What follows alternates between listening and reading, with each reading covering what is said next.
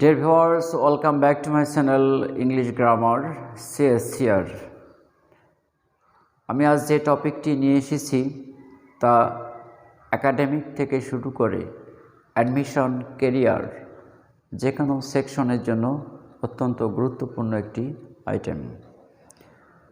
তাই আজকের এই ক্লাসটি এখনকার এই ক্লাসটি কোনো রকম স্কিপ না করে শুরু থেকে শেষ পর্যন্ত দেখার অনুরোধ জানাচ্ছি ডিয়ার ভিউয়ার্স। আর তা যদি করে থাকো তাহলে অবশ্যই এই আইটেমটির উপরে ন্যূনতম কিছু দখল আসবে। আর তা যদি হয়ে থাকে তাহলে অবশ্যই একটা লাইক দেবেন, বন্ধুবান্ধবদের সঙ্গে ক্লাসটি শেয়ার করবেন এবং ক্লাসটির ভালো মন্দ সম্পর্কে কমেন্ট বক্সে জানাবেন। তাহলে আমি আরও নতুন উদ্যমে আপনাদের নতুন কিছু দিতে পারবো বলে আশা রাখি। তাহলে আজকে আর এখন কথা না বাড়িয়ে আমি শুরু করছি আমার মূল টপিক। ইয়েস ডিয়ার ভিউয়ার্স, আজকের মূল টপিকটি হচ্ছে এখানে যে সেন্টেন্সগুলো দেখা যাচ্ছে এই সেন্টেন্সগুলোর সঙ্গে আমরা কিছু কোশ্চেন অ্যাড করব, যাকে বলা হচ্ছে কোশ্চেন ট্যাগ, অর্থাৎ কোশ্চেন ট্যাগ করব। ঠিক আছে, অ্যাড করা বা ট্যাগ করা, এই জন্য এটাকে বলা হচ্ছে কোশ্চেন ট্যাগ। কোশ্চেন ট্যাগ কেন, কখন, কিভাবে ব্যবহৃত হয় সেটা আমরা অন্য একটি ক্লাসে অলরেডি জেনে এসেছি। আমি আশা রাখব যারা আমার ওই ক্লাসটি দেখেননি আমার চ্যানেলে প্রবেশ করে অবশ্যই ওই ক্লাসটি দেখবেন, তাহলে আজকের এখনকার এই ক্লাসটি বোঝার জন্য অনেকখানি সুবিধা হবে। তো ডিয়ার ভিউয়ার্স, আমরা কোশ্চেন ট্যাগ করার সময় স্বভাবতই যে ভুলটি করে থাকি, প্রথমত যে ভুলটি করে থাকি সেটি হচ্ছে ভার্ব সিলেকশন, আর একটি হচ্ছে কি সাবজেক্ট সিলেকশন। আর এই সাবজেক্ট বা ভার্ব সিলেকশনের যে বিষয়টি এটি একেবারেই কমন একটি বিষয়। আর এই সাবজেক্ট বা ভার্ব সিলেকশনের বিষয়টি যাতে আর কোনো রকম সমস্যা না করে, মূলত সে কারণে আজকে আমি এমন কিছু সাবজেক্ট, এমন কিছু ভার্ব নিয়ে এসেছি যে ধরনের সাবজেক্টগুলো, ভার্বগুলো বিভিন্ন পরীক্ষায় অনেক কনফিউশনে ফেলে দেয়। আমরা সেন্টেন্সগুলো একে একে প্র্যাকটিস করলেই সে বিষয়টি আরও পরিষ্কার হয়ে যাবে। যেমন প্রথম যে সেন্টেন্সটি আছে, নোবডি বিলিভস আ লায়ার। এখানে নোবডি বিলিভস আ লায়ার, কেউ মিথ্যাবাদীকে বিশ্বাস করে না। নিঃসন্দেহে সেন্টেন্সটি নেগেটিভ, কিন্তু আমরা ভুলবশত এই ভার্বটি বিলিভস এখানে নো বা নট, মানে নট থাকলেই যেন নেগেটিভ হয়, আদারওয়াইজ সেন্টেন্স নেগেটিভ হতে পারে না। কিন্তু না, তা নয় শিক্ষার্থীবৃন্দ। এখানে বিভিন্নভাবে আমরা সেন্টেন্স একটা নেগেটিভ করতে পারি বা নেগেটিভ অর্থ প্রকাশ করতে পারে। তাহলে নোবডি বিলিভস আ লায়ার, এই সেন্টেন্সটি নেগেটিভ হওয়ার কারণে আমাকে কোশ্চেনটি ট্যাগ কোশ্চেনের স্বাভাবিক বৈশিষ্ট্য অনুযায়ী কি অপোজিট হবে, দ্যাট মিন্স অ্যাফার্মেটিভ কোশ্চেন করতে হবে। অর্থাৎ স্টেটমেন্ট অ্যাফার্মেটিভ হলে কোশ্চেনটি হবে নেগেটিভ, আর স্টেটমেন্ট যদি নেগেটিভ হয় তাহলে কোশ্চেনটি হবে অ্যাফার্মেটিভ। তাহলে নোবডি বিলিভস আ লায়ার, ওকে। তাহলে একটা কনফিউশন দূর হলো যে আমার কোশ্চেনটি কী হবে, অ্যাফার্মেটিভ করব নাকি নেগেটিভ করব, কেন নেগেটিভ করব বা অ্যাফার্মেটিভ করব সেটি ক্লিয়ার। এখন প্রশ্ন হচ্ছে যে এই যে সাবজেক্টটি রয়েছে নোবডি, এই নোবডি সাবজেক্টটির পরিবর্তে আমরা কোন প্রোনাউনটি ব্যবহার করব? হ্যাঁ, এখানে নোবডি সিঙ্গুলার সাবজেক্ট হিসেবে এখানে কি হয়েছে, বিলিভস। কাজেই স্বাভাবিক নিয়মে এই নোবডির পরিবর্তে, নোবডি নিজেও একটি প্রোনাউন, সে ইনডিফিনিট প্রোনাউন, কিন্তু এটার পরিবর্তে আবার একটি প্রোনাউন ব্যবহার করব সি। যেহেতু নোবডিটি সিঙ্গুলার, কাজে হি বা সি ব্যবহার করার কথা। কিন্তু মনে রাখবে ইনডেফিনিট প্রোনাউন এই nobody, everyone, everybody, someone, somebody, এ ধরনের ইনডেফিনিট প্রোনাউনগুলোর ক্ষেত্রে আমরা কোশ্চেন ট্যাগে কি ব্যবহার করব, দে। কোশ্চেন ট্যাগে দে ব্যবহার করব। ওকে, এখন এই যে ভার্বটি রয়েছে বিলিভস, তো নর্মালি আমরা এটা কোশ্চেন যখন করতাম কি ডু ডাজ ব্যবহার করতাম, কিন্তু এখানে যে সাবজেক্টটি ব্যবহার করেছি দে, প্লুরাল। যদি দের সঙ্গে আমি ডু বা ডাজ ব্যবহার করি তাহলে কি সেটা সাংঘর্ষিক হয়ে যাচ্ছে না? তো সাংঘর্ষিক করা যাবে না, তাহলে দের সঙ্গে সাংঘর্ষিক নয়, সেক্ষেত্রে আমরা কি ব্যবহার করব? Do. Yes, do they. Okay, তাহলে কি দাঁড়ালো সেন্টেন্সটি? Nobody believes a liar. Do they? কেউ মিথ্যাবাদীকে বিশ্বাস করে না, করে কি? Do they. তাহলে আমি আবার শুরু থেকে আসছি। প্রথমত আমাকে নির্বাচন করতে হবে যে এই স্টেটমেন্টটি যেটা দেয়া আছে এটা হ্যাঁ বোধক নাকি না বোধক। সেটা নির্বাচন করার পরে আমাকে দেখতে হবে যে সাবজেক্টটি কি রয়েছে।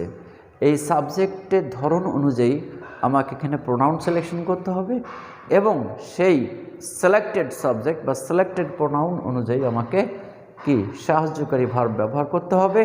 সব সময় প্রদত্ত ভার্বের ক্যারেক্টার অনুযায়ী এখানে সাহায্যকারী ভার্ব ব্যবহৃত নাও হতে পারে, কোনো কোনো ক্ষেত্রে হতে পারে।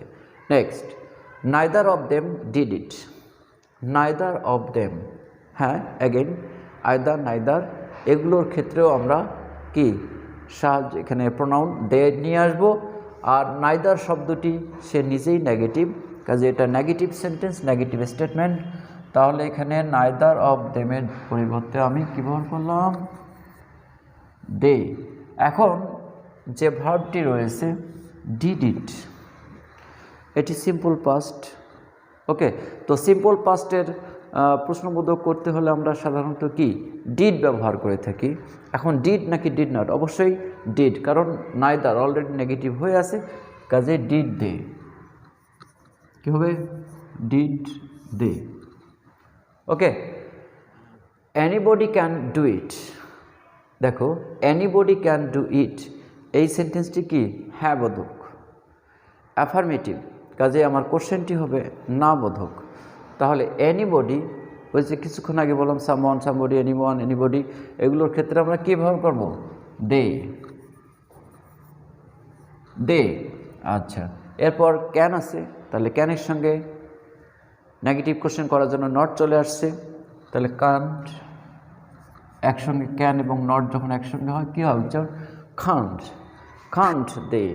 Anybody can do it, can't they. Somebody broke the wall. Again সামবডির পরিবর্তে সাবজেক্ট হিসেবে এখানে কোশ্চেনে চলে আসলো দে, এবং এটা কি হ্যাঁ বোধক, affirmative sentence. Broke simple past, কাজেই সিম্পল পাস্টের নিয়ম অনুযায়ী এখানে তাহলে ডিড নট অর্থাৎ didn't they. Next, all of us haven't joined the party. আচ্ছা, all of us, someone of us, everyone of us, each of us, ঠিক আছে। অর্থাৎ যদি এই অল, এনিওয়ান, এভরি, সামওয়ান, এগুলোর ক্ষেত্রে যদি দেখা যায় আস শব্দটি থাকে, অর্থাৎ অফের সঙ্গে অফ আস, ঠিক আছে, অফ আস সাবজেক্টে যদি আমরা অফ আস পেয়ে যাই তাহলে তার পরিবর্তে আমরা কী ব্যবহার করব? উই, ঠিক আছে, উই। আচ্ছা, অল অফ আস হ্যাভেন্ট, এটা তো হ্যাভেন্ট করাই আছে নেগেটিভ সেন্টেন্স, কাজেই এখানে সাহায্যকারী ভার্ব, আবার ওদিকে সাবজেক্ট উই, কাজেই সাহায্যকারী ভার্ব হিসাবে এখানে কি আসবে? Have, have we. Some of us can sing well, some of us, আবার অফ আস, অফ আস হলে তাহলে হচ্ছে উই আসছে, আর এখানে ক্যান সিং, তাহলে এটা কি অ্যাফার্মেটিভ স্টেটমেন্ট, কোশ্চেনটি হবে নেগেটিভ, তাহলে কি হচ্ছে?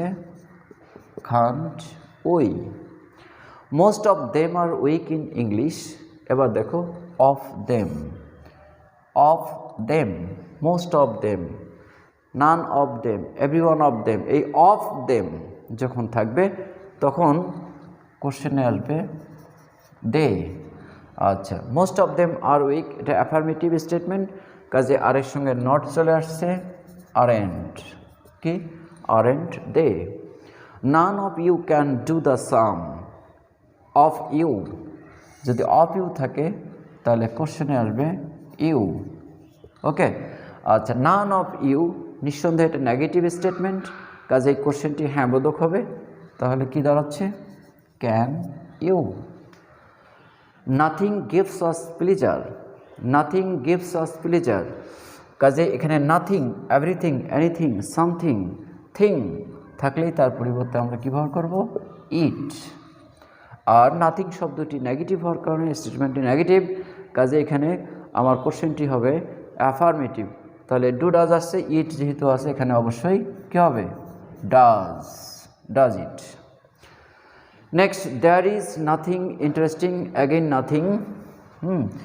তাহলে এখানে ইন্ট্রোডাক্টরি দেয়ার লক্ষ্য করো এখানে ইন্ট্রোডাক্টরি দেয়ারের ক্ষেত্রে আমরা সাবজেক্টের এখানেও দেয়ার ব্যবহার করব আর যেহেতু এখানে নেগেটিভ স্টেটমেন্ট কোশ্চেনটি হ্যাঁ বোধক হচ্ছে তাহলে হচ্ছে কি is there one can be happy with what he has one যদি সাবজেক্ট হিসেবে ওয়ান থাকে তবে আমরা কোশ্চেন ট্যাগে ওয়ান নিতে পারি আবার দেও নিতে পারি ওয়ান অথবা দে তাহলে ক্যান বি এটা হ্যাঁ বোধক হলে পরে এখানে নেগেটিভ হচ্ছে কান্ট ওয়ান বা can't they the baby is crying for its mother হ্যাঁ বেবি একে সাধারণত আমরা প্রাণীর সঙ্গে তুলনা করে থাকি সেক্ষেত্রে বেবির পরিবর্তে আমরা এখানে কী নেব ইট দ্য বেবি ইজ ক্রাইং তাহলে তাহলে কী আসছে isn't it this is my book that is his this is my book that is his book এই যে এখানে যে ডেমনস্ট্রেটিভ প্রোনাউনগুলো রয়েছে this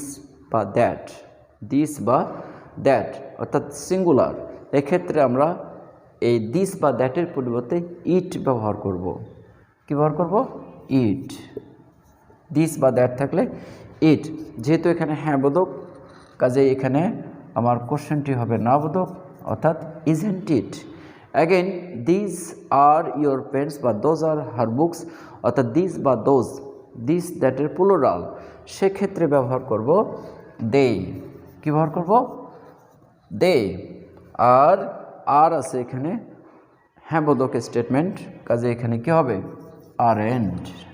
aren't they those who are idle can't prosper in life এখানে যদিও দোজ আছে তবে লক্ষ্য করার বিষয় হচ্ছে এখানে আরেকটি ক্লোজ আছে who are idle that is called subordinate clause তবে আমাকে কোশ্চেন করতে হবে those can't prosper in life অর্থাৎ মেইন ক্লোজটি ধরে যার সাবজেক্ট হলো দোজ কাজে এখানে দোজের পরিবর্তে আমি কী ব্যবহার করব দে আর কান্ট প্রসপার তাহলে এটা নেগেটিভ ভার্ব কোশ্চেন হবে আমার হ্যাঁ বোধক কান দে আচ্ছা এখানে কোশ্চেনগুলো আমরা কি আন্ডারলাইন করে রাখবো তাছাড়া তোমরা যখন কোশ্চেন ফেস করবে তখন এখানে আন্ডারলাইন দেয়াই থাকবে অর্থাৎ শূন্যস্থান থাকবে তোমাদের কোশ্চেনটি কী করতে হবে তৈরি করতে হবে তো ডিয়ার ভিউয়ার্স আমি আশা রাখি আজকের এই এক্সারসাইজটি তোমাদের ট্যাগ কোশ্চেন প্র্যাকটিস করতে